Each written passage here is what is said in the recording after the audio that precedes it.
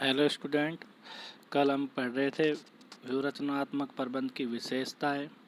4 विशेषता हम कर चुके थे। पहली विशेषता थी औपचारिक प्रबंध प्रक्रिया, दूसरी थी प्रबंधकों की प्रतिबद्धता, तीसरी थी व्यवस्थित प्रक्रिया, चौथी है उच्च स्तरीय प्रबंध। और व्यूह रचनात्मक प्रबंध क्या था कि अपने प्रतियोगी को देखकर अपनी चाल का निर्धारण करना। व्यूह रचनात्मक एक नियोजन का ही प्रकार बोल सकते, क्योंकि व्यूह रचनात्मक क्या चाहता है, भविष्य के लिए बनाया जाता है। कि कल इसमें हम उदाहरण दे रहे थे, महाभारत में व्यूह रचना बनाई थी, किस रात को बनाई, भविष्य में आने वाले समय के लिए।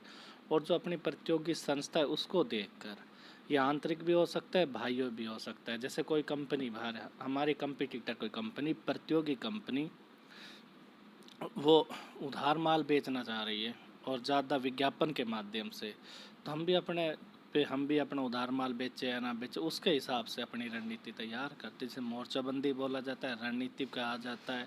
ठीक है, उसके अनुसार जब देखा होगा आपने, नॉर्मल दीपावली कोई भी त्यौहार वगैरह आता है तो क्या करती है, जैसे फ्लिपकार्ट कंपनी जो ऑनलाइन है, फ्लिपकार्ट कंपनी ऑफ़र देती तो साथ साथ अमेजन भी देने लगती है, स्नैपडील भी देने लगती। तो क्या होता है, ये इनको व्यूह रचनात्मक एक दूसरे की चाल को देखते हुए अपनी चाल का निर्धारण करना।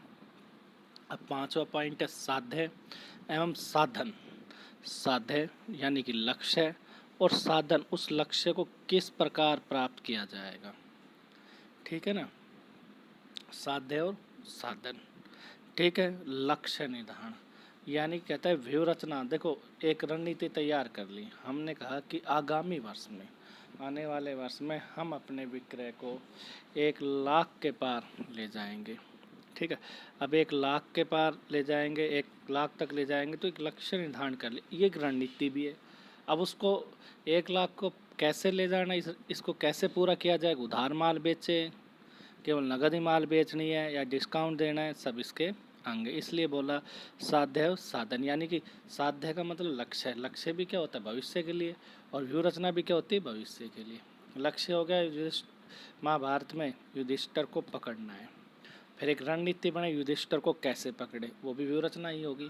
तो इसलिए बोले साध्य और साधन दोनों है। व्यूह रचनात्मक प्रबंध साध्य एवं साधन दोनों से। इसका कारण ये कि एक संगठन में एक उसके लक्ष्य की उपलब्धि के साधन के रूप में उसके वातावरण के साथ संबंधों को ध्यान में रखते हुए प्रबंध करने पर बल देता है। कहता है साध्य व साधन व्यूह रचनात्मक प्रबंध का संबंध साध्य एवं साधन दोनों है। इसका कारण यह है कि एक संगठन का उसके लक्ष्य की उपलब्धि के साधन के रूप में उसके वातावरण के साथ संबंधों को ध्यान में रखते हुए प्रबंध करने पर बल देता है। यानी कि वही साधन है, वही साध्य, यानी कि वही लक्ष्य है, और उस लक्ष्य को प्राप्त करने का भी वही साधन है। यानी कि रणनीति, योजना बनाना वही क्या हो गया, भविष्य के लिए बनाई जाती है, और उसको प्राप्त करने की रणनीति भी भविष्य के लिए बनाई जाती है। इसलिए बोला वही साधन वही।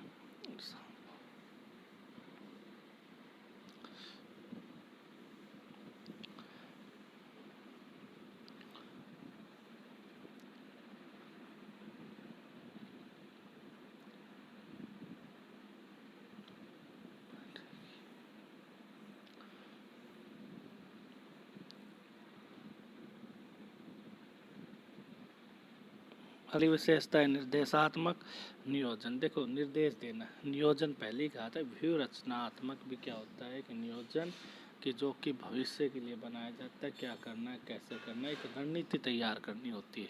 तो व्यूह रचनात्मक और निर्देश नियोजन एक ही बात होगी, क्योंकि नियोजन का ही प्रकार क्या है, व्यूह रचनात्मक।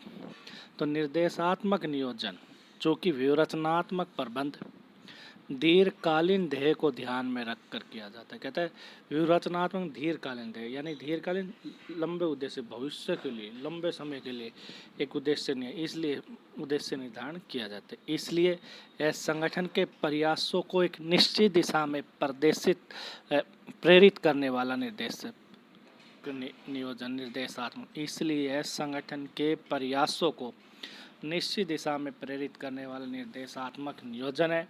अतः इसमें संगठन के मार्गदर्शन हेतु नीतियों का निर्माण किया जाता है। अब देखो, नीतियाँ बताई थी, नीतियाँ क्या होती है, पॉलिसी हमें मार्ग प्रस्ताव देती है। जैसे एक कंपनी की नीति हो सकती है कि उधार माल बेचा जाएगा नीति, ठीक है। और पॉलिसी जैसे आपने देखा भाई, तो हमारी कंपनी की पॉलिसी नीति है, जैसे भाई 10%, 2%, कोई 10 दिन में माल पैसे देगा तो उसे 10% देंगे, और जो 30 दिन में देगा उसे 2% डिस्काउंट देंगे। पॉलिसी हो सकती है अलग अलग। अल्पकालीन एवं दीर्घकालीन उद्देश्यों की स्थापना की जाती है और व्यूह रचनात्मक का निर्धारण किया जाता है ताकि संगठन के उद्देश्यों को प्राप्त किया जा सके। कहता है फिर रिपीट करते, इसलिए यह संगठन के प्रयासों को एक निश्चित दिशा में प्रेरित करने वाला निर्देशात्मक नियोजन है। अतः इसमें संगठन के मार्गदर्शन हेतु नीतियों का निर्माण किया जाता है, अल्पकालीन एवं दीर्घकालीन उद्देश्यों की स्थापना की जाती है और व्यूह रचनात्मक का निर्धारण किया जाता है ताकि संगठन के उद्देश्यों को प्राप्त किया जा सके। अगला है गतिशील प्रक्रिया। गतिशील का मतलब लगातार परिवर्तनशील, ये बदलती रहती है। जैसे व्यूहरचनात्मक प्रबंध एक गतिशील प्रक्रिया है क्योंकि संगठन के बाहर विभिन्न क्षेत्रों में बदली हुई परिस्थितियों के अनुसार व्यावसायिक उद्देश्यों, नीतियों, निर्णयों एवं मूल्यांकन में परिवर्तन किया जाता है। यही नहीं, इसकी आवश्यकता संगठन के विभिन्न हित समूहों तथा संगठन के हित के कारण भी होते हैं। गतिशील प्रक्रिया ये लगातार परिवर्तनशील है। व्यूहरचनात्मक प्रबंध भविष्य के लिए, ठीक है, क्योंकि संगठन के बाहर विभिन्न क्षेत्र, ठीक है भाई, में बदली हुई परिस्थितियों का नहीं सर, विभिन्न क्षेत्र कोई भी लगा लो, वित्तीय क्षेत्र, आर्थिक क्षेत्र, लॉकडाउन चलवा एकदम आर्थिक क्षेत्र बदल गया, ठीक है भाई, उद्देश्यों, नीतियों, निर्णयों और मूल्यांकन में परिवर्तन किया जाता है। यही नहीं, इसकी आवश्यकता संगठन के विभिन्न हित समूहों तथा संगठन के हेतु के कारण भी होती रहती है। यानी कि कहते हैं व्यूह रचनात्मक प्रबंध की क्या विशेषता होती है, समय अनुसार बदलता रहता है, एक जगह स्थिर नहीं। जैसे महाभारत में क्या था, पकड़ने गए थे अर्जुन को, युधिष्ठिर को, और अर्जुन को दूर ले गए, परंतु उसमें कौन आ गया, अभिमन्यु। तो उनके अनुसार रणनीति बनानी पड़ी और उसका वध करना, उन्होंने वध कर दिया। तो रणनीति तैयार की जाती है, ठीक है। जैसे उसमें जयद्रथ को मारने के लिए भी एक रणनीति बनाई जाती है, द्रोणाचार्य को मारने के लिए रणनीति बनाई जाती है। तो अलग अलग, तो एक जगह स्थिर नहीं होकर समय के अनुसार, वातावरण के अनुसार गतिशील रहती है। अगला है भविष्योन्मुखी प्रक्रिया। व्यूह रचनात्मक प्रबंध भविष्योन्मुखी प्रक्रिया। भाई नियोजन का मतलब ही होता है भविष्य में झांकना, और ये नियोजन का एक प्रकार है।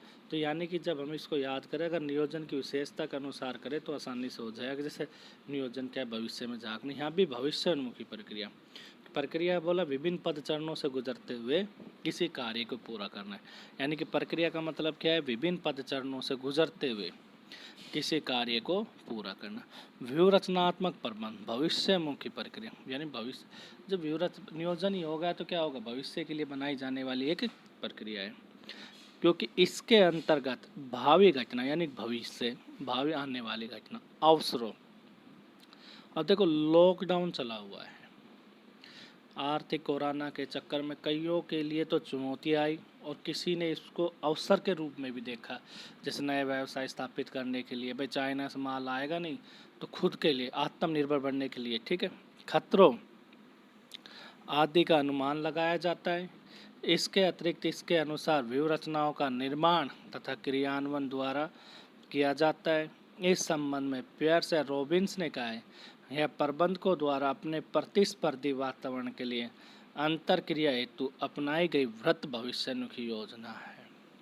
कहता है भविष्योन्मुखी प्रक्रिया, व्यूह रचनात्मक प्रबंध भविष्योन्मुखी प्रक्रिया है, क्योंकि इसके अंतर्गत भावी घटनाओं, अवसरों, चुनौतियों, खतरों आदि का अनुमान लगाया जाता है। इसके अतिरिक्त इसके अनुसार व्यूह रचनात्मक का निर्माण और लागू किया जाता है। इस संबंध में पियर्स और रॉबिन्स ने कहा है कि यह प्रबंधकों द्वारा अपने प्रतिस्पर्धी वातावरण के लिए अंतर क्रिया हेतु की गई वृत्त भविष्योन्मुखी योजना है। और आज हमने पढ़ाई प्रबंध, उसकी विशेषता है किसकी, व्यूह रचनात्मक प्रबंध की विशेषता। फिर से रिपीट कर लेते हैं। इसमें कहा पहली विशेषता थी औपचारिक प्रबंध प्रक्रिया। औपचारिक इसलिए बोला क्योंकि ये नियमों द्वारा बनाई जाती है। औपचारिक का मतलब होता है जिसमें नियमों का पालन किया, जैसे महाभारत में युद्ध हुआ था, एक रणनीति थी, ठीक है, नियमों द्वारा। प्रबंधकों की प्रतिबद्धता, मैंने कहा द्रोणाचार्य की उदाहरण दी कि उसकी प्रतिबद्धता की, कौरवों को विजय प्राप्त। व्यवस्थित प्रक्रिया होती है।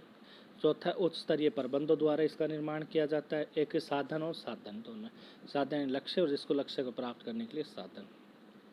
ठीक है, जैसे भाई वह एक मुझे वो अर्जुन कहता है पेड़ पे चिड़िया होगी, पेड़ पर एक चिड़िया लटकी होती है, द्रोणाचार्य उससे पूछता है भाई कि तुझे क्या दिखाए, लक्ष्य यानी चिड़िया, और साधन क्या होगा, तीर, जिसकी सहायता से उसको भेद करना है। निर्देशात्मक नियोजन, ठीक है भाई, एक यह गतिशील प्रक्रिया है यानी कि लगातार बदलती रहती है, और एक भविष्योन्मुखी प्रक्रिया है।